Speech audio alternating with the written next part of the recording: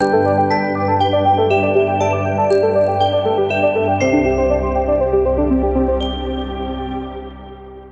back. Now, depending on where you live in the world, you can ask ChatGPT to give you information on writing earnings disclaimers and essential pages. If you have a WordPress website, you can typically get these elements inside of certain plugins.